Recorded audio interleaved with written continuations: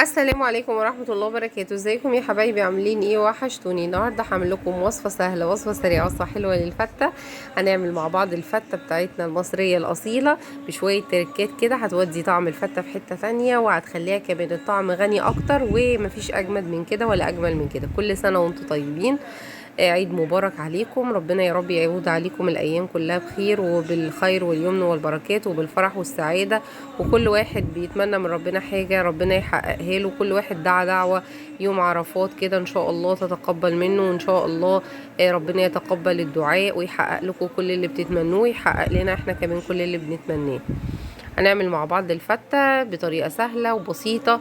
أهم حاجة نظبط الشوربة بتاعتنا عشان هي الشوربة ملكة الحلقة.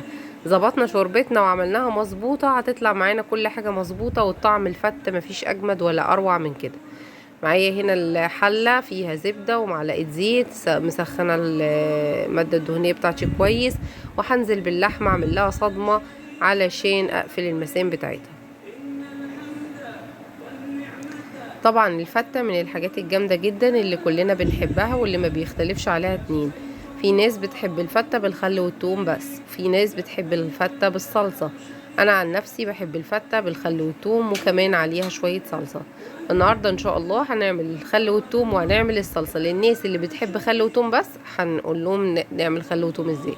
للناس اللي بتحب بالصلصة بس هنعملها بالصلصة كمان. والناس اللي زيي بتحب الاتنين هنعملها بالاتنين، وان شاء الله تعجبكم. واهم حاجة بس نظبط الشوربة بتاعتنا عشان هي اللي هنستخدمها في كل حاجة النهاردة.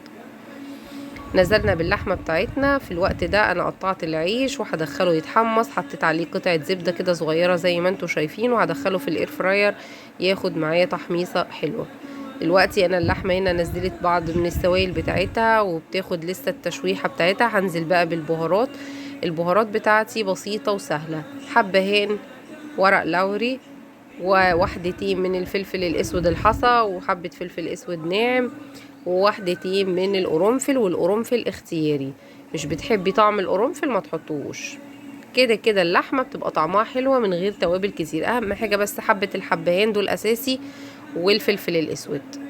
طبعا ورق اللورة كمان مفيد. اشوح الكلام الجامد ده وبعدين انزل بالخضار بتاعي. معايا بقى هنا خضار ايه؟ معايا كرفس، معايا جزر، معايا طماطم، جزرتين، 2 كرفس، 2 بصلة، 2 طماطم، فص ثوم.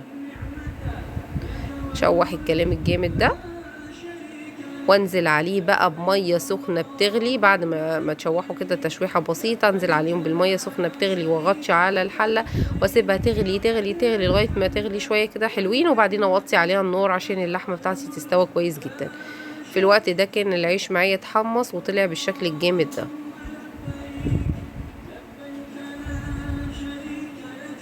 اللون كمان مش واضح قوي، بس هو كمان كان احلى من كده. اللحمه بتاعتي زي ما انتي شايفه خلاص استوت. هحط لها بقى الملح بتاعها.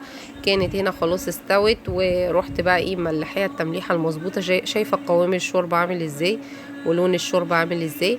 ده بقى هو اللي بينجح بقى الفته ويخليها معاكي روعه.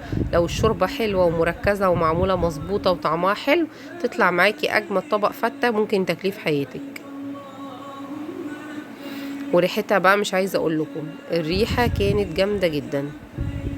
نعمل بقى مع بعض الخل والثوم. الخل والثوم بسيط وسهل، ما فيهوش اي حاجه. قطعه زبده ومعانا معلقه من الثوم المفروم، وهشوح الزبده بالثوم لحد ما الثوم يطلع ريحه ليه. انا مش عايزه الثوم ولا ياخد لون ولا ياخد معايا حرقه ولا اي حاجه. انا عايزاه بس يا دوبك يلف كده مع الزبده وياخد لون بسيط زي ما انت شايفه، حاجه بسيطه خالص. نزلت عليه بربع كوبايه من الخل، وتوابلي بسيطه وسهله. مش هنحط حاجه غير شويه ملح صغيرين وحبه فلفل اسود. وطبعا احنا قلنا ملك الحلقه الشوربه، فهنضيف الشوربه بتاعتنا. احط حبه الفلفل الاسود بتوعي.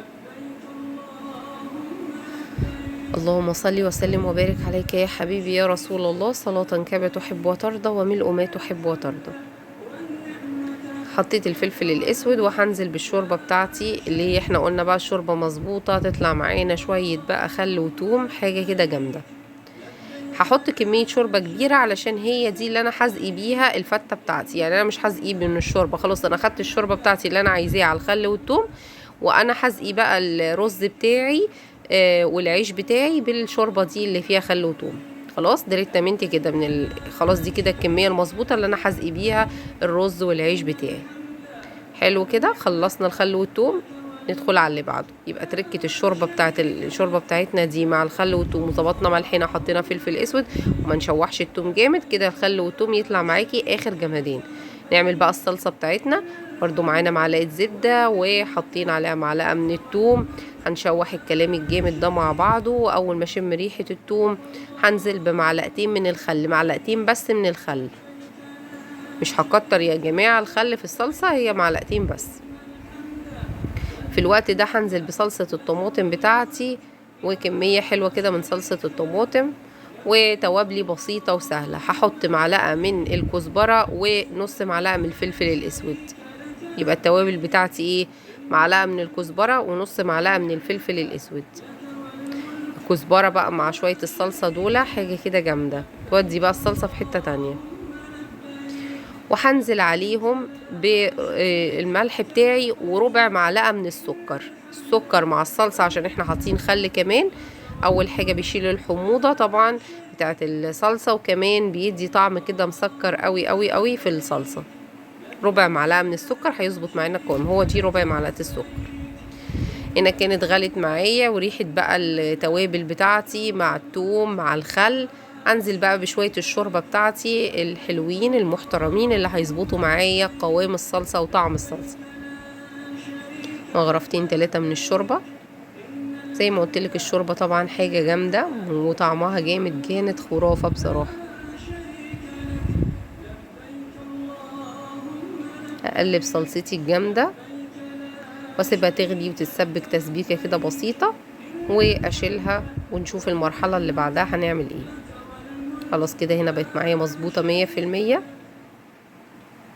لو شايفه الفيديو للحته دي ما تنسيش تذكري الله وتصلي على النبي، وما تنسيش تدعي لي دعوه بظهر الغيب، وربنا يحقق لكم كل اللي بتتمنوه. معانا بقى هنا حله حاطه فيها معلقه كبيره من الزبده، وهنزل عليها بمج كبير من الشوربه. وانا هنا بعمل الرز، استخدمت في الرز شوربه علشان الشوربه بتدي طعم غني قوي لرز الفته. جربي رز الفته بالشوربه وانتي هتعرفي انه في فرق كبير من انك تعملي الرز ابيض كده عادي من غير ما تحطي له شوربه. استخدمنا مج واحد من الشوربه لان الشوربه بتاعتنا مركزه زي ما انتوا شايفين وتقيله، فحطينا مج شوربه ومج ونص ميه. سيبهم كده، احط لهم شويه الملح بتاعنا المظبوط وبس كده. الرز هو زبده وشوربه وميه وملح، طبعا الشوربه منكهه، فكده كده الرز اخد من طعم النكهات اللي احنا كنا حاطينها، فكان جامد جامد جامد. انزل بالرز بتاعي مغسول طبعا،